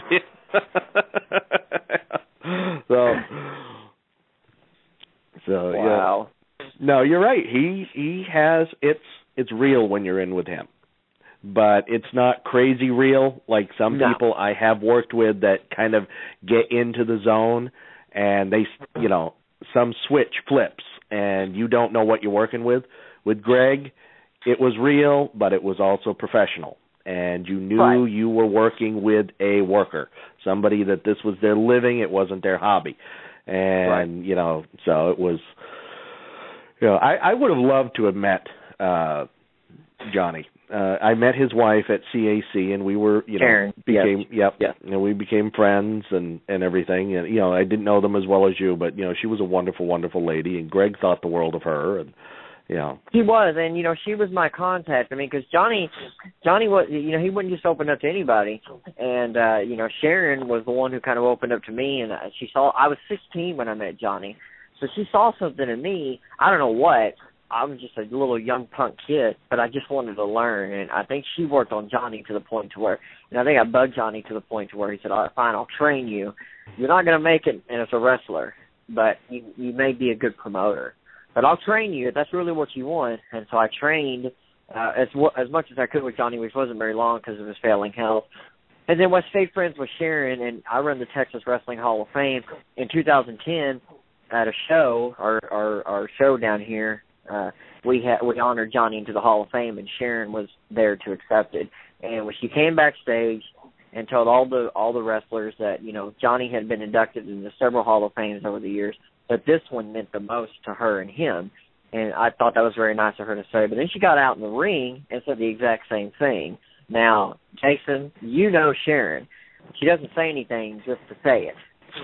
Right. She was as no BS as any person I've ever met before in my life, and she was tough as nails. She put one of my friends in a headlock, and he wrestled for 10 years after that, and he said to this day, Sharon was the stiffest headlock he ever been put in. So for Sharon to say that, it meant the world to me. And then she told me afterwards, she just told me, Johnny would be so proud of you, and gave me a big hug. And then, of course, she passed away a couple years ago here in the area. Yep. And that was very unfortunate. But, two wonderful people. And Greg, Johnny was really proud of Greg. And, that's something that I get to brag about. And but man, it just kind of happened to fluke.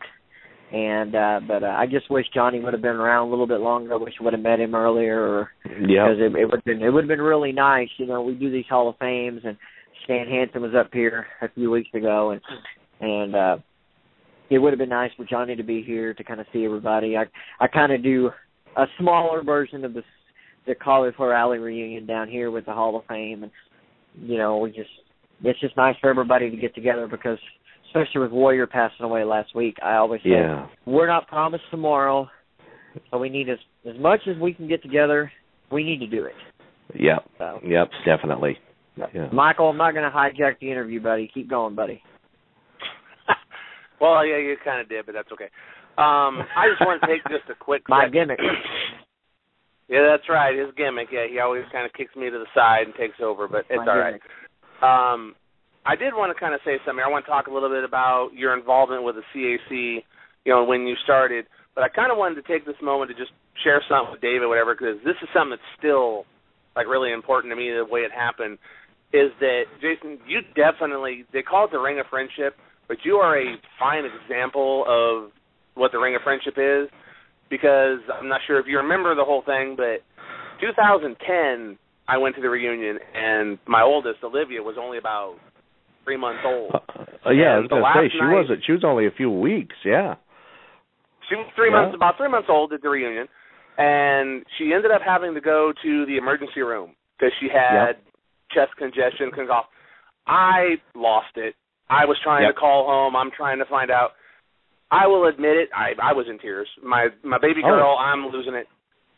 David, this man came out, gives me a big bear hug, and then sat there with me for the next, 15, 20 minutes while I was calling home, making sure everything was taken care of, because I was in Vegas, and my baby girl was home with her mother here in Eureka. But this man sat with me for 20 minutes while I basically just broke down until I could make sure my baby girl was okay. Yeah. And to me, that is something I'm always going to remember, and that definitely is an example of what the Ring of Friendship is. Yeah. Yeah, well, that's what... See, I was given a lot of examples of the Ring of Friendship. And one of the classic ones I have, I think it was a few years, maybe a couple of years before you got there. And it was the year that Dewey Robertson and Killer Tim Brooks were both there. And I think it was the only one Dewey... Year. Yeah, I think that was the only one Dewey ever attended. But anyhow, they had some heat from back when they worked in Texas. And everybody kind of thought it was, it was over. But apparently when they showed up and saw each other again, you could have run a pig roast with it. Well, Dewey said something to Tim, Tid said something to Dewey, and then, words escalated and they stormed off. And we're kind of wondering, okay, how is this going to end up? Well, a few minutes later, Dewey comes up to me and says, I really blew it. Why did I do that? Why, this was, whatever happened 20 years ago. He says, why am I holding this grudge? Oh, I feel awful. Do you think there's any way you could get, talk to Tim and, tell him I'd like to see him? I says, Dewey, I'll be happy to do what I can. And then I'm heading down the hallway, and who's coming up the hallway but Carl Lauer? He says, I need your help. I've just been talking with Tim Brooks, and he had an altercation with Dewey, and he's tearing himself out about it. And he wants to know if there's any way we can get Dewey to agree to talk to him so he can apologize. And I said, Carl, I've just been having the same conversation at the other end of the hall with the other one involved. You go get yours, I'll grab mine, and we'll meet back here. So we got down, and I said, Dewey, here's Tim, and he wants to tell you the same thing you want to tell him. And Carl said, yes, Tim, Jason's absolutely right. And the two of them apologized for stuff, not just what they said, but all the heat they had back in the locker room back when they worked for the Von Erichs. And then they just took off. We didn't see them for the rest of the afternoon. They spent all that time hanging out together, catching up on each other's life. Good. And when Tim got his award, one of the things he ended up with, was talking about the Ring of Friendship. And he says, I got to say something right now. I love you, Link. And Dewey raised his hand, and that was how things got impressed on me about the CAC. So I do my best to keep that legacy going. So when did you get involved with the CAC? Sorry. Well, I joined in '99, and then I got invited out. I was asked to help out with, a project that they were starting, and, I came out to, attend my first reunion in 2000, and I realized as my plane was landing, oh my God, I forgot to renew my membership. It expired about 2 months ago. So I'm, up there very embarrassed, and one of the things that they did is they presented me with a lifetime membership. And it's like, okay, thank you. And that was the year that, in 2000, that was the year I got voted onto the board of directors. I got voted on to take the place of Gorilla Monsoon, who had passed away the previous October. Because back then, the only way you could get on the board is if somebody resigned or died. And Tom Burke and Killer Kowalski nominated me, and it was a unanimous vote, and I got on the board the same year that Red Bastien became president. So, yeah. And then that was 2000, and then I think 2004, 2005, they voted me on to the executive board. And, after Chris Drake passed away, I became secretary, and I did that up until this year. Now Dean's taken over that because I've got, a lot of other duties going on with the church and with my novels and everything else. So, but, I'm still, still with the board. And, I told everybody I'm going to stick around till the 50th, and I'm going to stay there with Carl and so on. But, I'll be stepping down from the board, but I'll still be a member and I'll still be showing up at the reunion. So, still be on hand to give blessings over the phone and whatnot. That's the other thing I've done for Mike a few times. 3 times. Now, there's a segue kind of right there is, when did you get, this is when I first met you, I just knew you as, well, I kind of thought of you as like the chaplain of the CAC or however it was, but when did you get involved with the church and all that, and were you with the church while you were wrestling, and then how did that whole thing Well, go? actually, that's kind of, I joined a monastery a month after I graduated from high school in 1984, and I was with it for 9 years, and then I left in 93, and I came back to Vermont, and that was when I met my fiance, now my late ex-wife. And that's also when I became, involved in wrestling, started training and then broke into it in 95, same year I got married. And then around 2000, I decided I wanted to go back. So I went back to, seminary. I went with a different denomination, and, I was ordained to the priesthood again in 2002. And, I stayed. I was kind of a, unofficial chaplain to the wrestling promotions, and I had most of my congregation at the time were people in the business, and I kind of became the unofficial chaplain of the CAC. So I always joke. What's that? I said you've actually performed a couple weddings at the reunion as well, I believe, right? Yes, I have. The one that comes to mind first is Miss Linda and Exotic Adrian Street. That was at the top floor of the Riviera. And Don Leo Jonathan was the best man. Carl gave away the bride. Royal Duncan's ex-wife was the maid of honor. And Joey Bosch played the wedding march. And, it was fabulous. And I kind of teased Adrian a little bit after it was done. I said, something, Adrian? It just dawned on me. I thought this was this big romantic thing that you had planned. And he says, yes. So I said, well, there were over 650 people at your wedding. He goes, yeah. I said, they all bought their own ticket and paid for their own meal. He says, yeah, that's right. I said, and they all had cameras and video cameras, and they're all giving you copies of the pictures and the videos and stuff. He goes, yeah. I said, you didn't pay for that. He says, no, I didn't. I says, and it's the 50th anniversary of the Riviera, so they're passing out free cake and champagne in the lobby all week. He goes, yes. I said, so you didn't pay for the cake or champagne either. He goes, that's right. I says, Adrian, you're Welsh. I'm Scottish. I thought you were being so romantic, and now I think you're just being cheap. He said, "You want to know something, Father? I realized something too." I said, "What's that?" He says, "My whole career I was the sweet transvestite with the broken nose, yet at my wedding, you're the one in drag." So, yeah. No, I did Adrian's wedding, and then I did Sean Dunster and his wife just a few years ago. And Sean is the recipient of the Humanitarian Award, this coming year. Right. And then I've been with people for the renewal of their vows. Preacher Phineas Jones and his wife, I helped, I did that.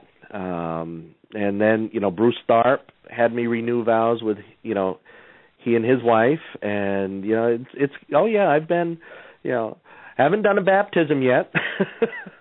I've done weddings. I've done blessings. I've had, done anointings. I tell everybody the one thing I will never do there is hear confession, because there's nobody in this business that can tell the difference between confessing and bragging. So,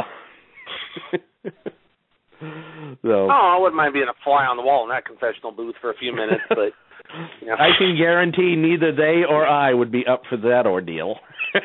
Well, yeah, that's true. You do deal with, Gallo and some of those guys, so, maybe we'll just kind of... Yep. So, I want to talk about, you mentioned you're an author and all that, and you've got a series of books. I'd like to talk about that for a few minutes. But before we go on to that, David and I were talking about this earlier. If you wouldn't mind, last week, obviously, we had the passing of Warrior, unfortunately, just right after the Hall of Fame weekend. And I know that every year you do the, raising, the toast to those who have passed on. And a lot of the people who, knew Warrior and all that are listening to this show. They've listened last week. And we were wondering if maybe you could take a minute and maybe, if you had something you'd like to say about him, or just kind of, maybe raise a toast to him right here. I mean. Well, I thought that he really is a tribute to the redemption. And, because there is no way you can be involved in this business and not be touched by its shadows. I mean, even if you skirt along the periphery, there's parts of being a wrestler that are just not pretty. And some people get lost in the shadows, and some people just, like I say, skirt around the edges. Some people stumble into them and then come out. And he was one of the ones that came out. And he actually, I think he came out stronger than when he went in. And, being at the Hall of Fame, because I had seen his interviews and his promos before, and I never understood what he was talking about, because he was that energetic a personality. And he was, the Ultimate Warrior was a force of nature. That was how you could describe him. And when it came out, and I didn't see WrestleMania, I didn't see the Hall of Fame, but I heard everybody talk about it. And everybody was all set with the Ultimate Warrior jokes. And he blew them all away. And he silenced every single critic. And he was just, from what I understand, he was at the absolute top of his game. And, he was just someone that everybody got impressed with. They respected him and they knew he had a good legacy, but now they were impressed with him. They saw him. The mask was off, everything. They saw him. And they were even more blown away. And yes, it was a tragedy. There's no way you can look at it as anything but. But he went out on top. And he went out with the applause. He went out with the cheers. He went out with all that ringing in his ears, I know it. And above all, he went out with his family and a lot of love and support. So there's no good way to go, but if there was one, that would probably be it. And, he was somebody who showed that wrestlers can, be redeemed. We're not always going to be a byword and a joke. And, he was he was the Warrior then, and it was everything that we all rooted for back in the 80s. And, you know, I mentioned on a tribute that I wrote, I didn't really follow the tapes and the promos out of New York in the 80s. I was, you know, up in northern Vermont at the time, so I got everything from Canada.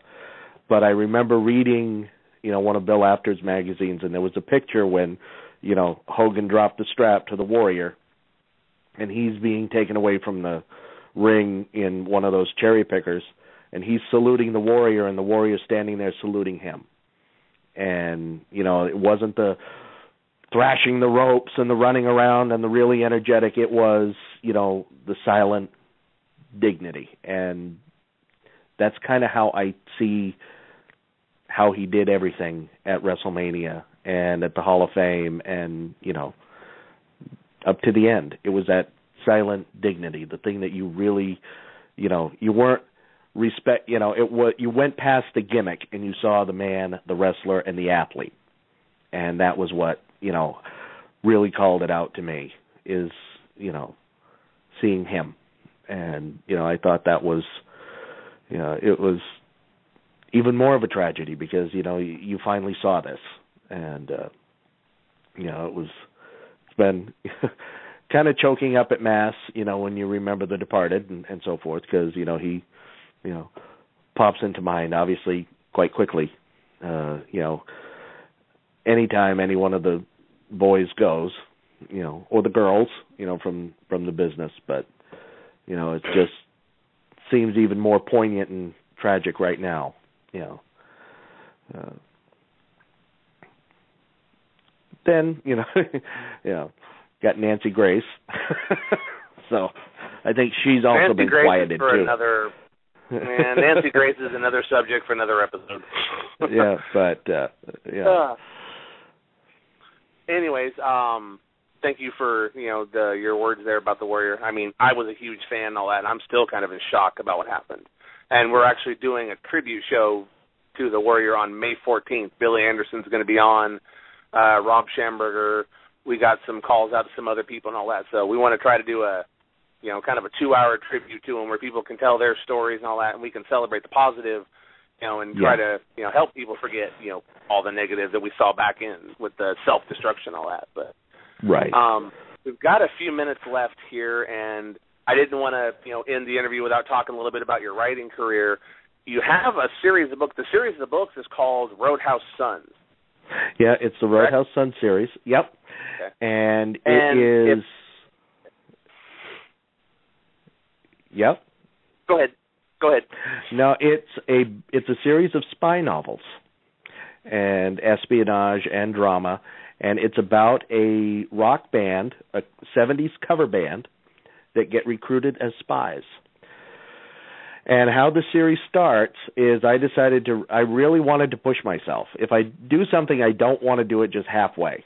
I want to see how far I can go, how complex I can make it, and whether or not I can pull it off.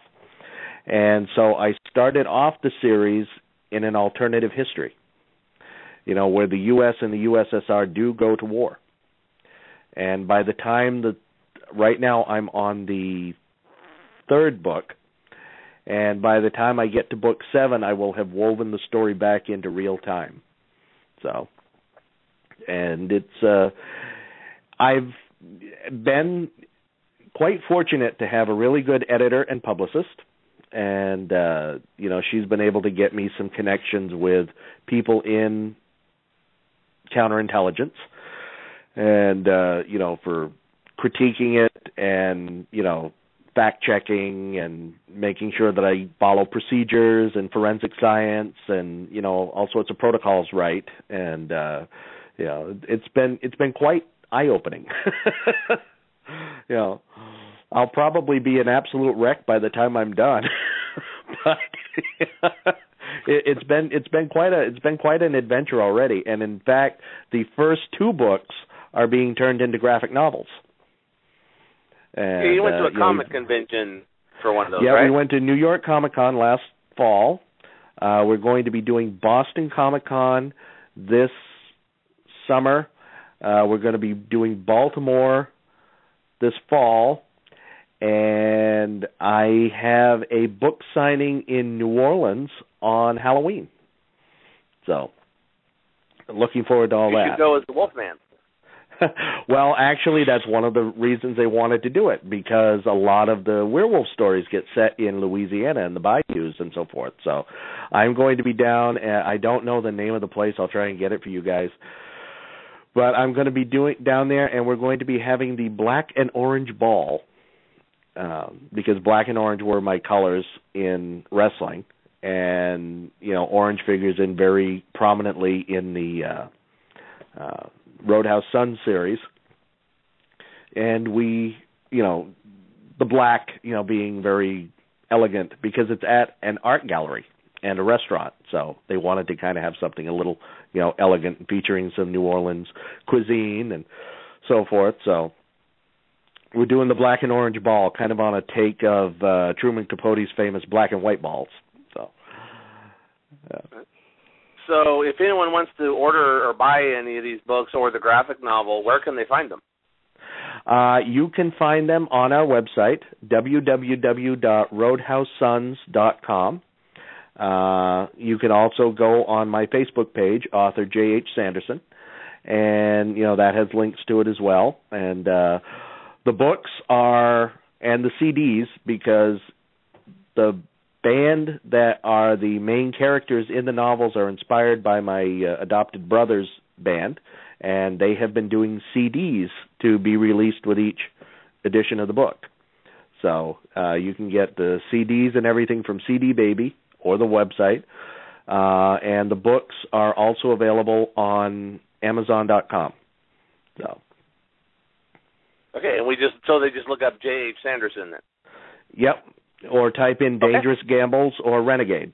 So, and right. It will also bring up one of my first novel, which I did back in 05, 06, called Shadows Present, Shadows Past. That is a ghost story, loosely inspired by a haunted house I had to help clean. So, folks, he's a former wrestler. He's a member of the church. Bishop, to be exact, right? That's your title? Archbishop. Sorry, I didn't give you all your credits there.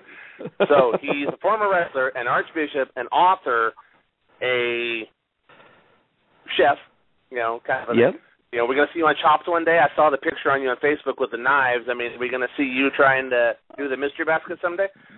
I have people that are always on the watch for when they're going to be doing the home cooks and everything, so I am not going to rule that out. I've got some friends in Food Network, and they've been putting bugs in people's ears and keeping me apprised of things, so, who knows? Well, if that ever happens, you be sure to let us know, and we will promote that, and I know I'll watch it. My wife and I watch the show we even watch the Chopped Canada, so, I mean... Yeah, I do, we too. watch all those shows. So, anyways... No, actually, I ate at Chuck Hughes' restaurant in Montreal with Red Bastien and Carol. So, that's one of the reasons I love watching Chopped Canada, because it kind of reminds me of Red and Carol and, of course, Billy Two Rivers, who was the protege of one of my heroes, Chief Don Eagle, and which is way before both of your times. So a little bit, maybe, yeah. Oh, we're going for a career in the diplomatic corps. Yeah, well. Anyways, Jason, thank you for coming on tonight. I know I enjoyed this interview. I've learned a lot more about you than I ever knew. So thank you for coming on and joining us. Probably more than you ever wanted to know, too, but thank you very much. I was glad to hear about it. It kind of gives me a little bit more of an insight into you, other than just what I see at CAC. So, and I will see you in June, obviously. In fact, I might have a couple of your books, if you wouldn't mind signing those for me. I might have to pick up a couple of those. Oh, I definitely would be happy to. And also, I appreciate it. And wrestling also makes figures into it in book 2, because I had originally wanted to do it about wrestlers, but then I am very much a student of the kayfabe era, so I realized I couldn't do too much, so I switched it to an independent rock band, because they are an awful lot like independent wrestlers. You don't have the big money behind you. You got to figure out how to live by your wits. So, but I couldn't keep wrestling out altogether. So, I'm looking forward to reading these then. But while we have you on the air, though, May 28th, we're doing a all-CAC episode to set up for the reunion. And I'd like to invite you to come back on that night, and we'll talk CAC some more. We're going to have Carl and Morgan, and Eric Schmiel is going to be on. So the invitation's out there. I will definitely try, but I'm not going to make any promises right now, because that same week I am up in Lyndonville, Vermont at my 30th high school reunion, which I'm cutting short in order to get on the plane on Sunday to head out to CAC for the 49th reunion. So. Either that, Michael, or you'll get him on while you're there, and we'll do it on our simulcast. Either way, we'll talk to... Either way, he will be on again. Yes, yes. Well, I appreciate you coming on, Jason. It was nice hearing from you, sir. It was nice talking to you guys. Thank you, Thanks for joining us, Jason. Yeah, you have a great evening. You too. Bye-bye. You too. Bye-bye. Bye. All right, that was Jason Sanderson. We got 4 minutes left, so we're obviously not going to talk about the streak in 4 minutes. We will save that for next week. Not a problem. Real quick, I need to get a cheap plug in here. IHWE, as my son stares at me, and he's just like, what is he talking about? Blah, blah, blah, blah, blah. Now he's laughing. He'll look at you like that forever. He will. He will. Probably when he's 20. We will be IHWE June 8th. IHW Experience made a huge announcement last week. Dragon Gate USA star Johnny Gargano. He was the Dragon Gate United States champion up until WrestleMania weekend, where he lost a hard-fought battle to Ricochet. He's fought Chris Hero. He's fought some of the biggest names in independent wrestling. He's going to be there in Fort Worth. He's going to be making his Texas wrestling debut at the IHW Experience June 8th in Fort Worth. That's big. We're going to try to get Gargano on this show before long. So make sure you check out IHWE online. Programming note, next week we will have Dan Murphy and we will have Pierre Abernathy. Pierre is a member of the Submission Squad, the wrestling stable that has wrestled all over the country, including Shikara. He is also the man behind St. Louis Anarchy, the wrestling promotion in, obviously, St. Louis and Illinois. He's a fantastic mind. He's been on the road for years. He's going to be our guest along with Dan Murphy. I can't wait to talk to you. And, so just stay tuned. We got about 2 minutes left, so I will get my plugs in. If you want to find out anything about IHWE, go to Facebook.com and type in IHWE Pro Wrestling. And I am on Twitter. Twitter me this, Twitter me that. Who's afraid of the big black bat? Since we had a Batman reference earlier.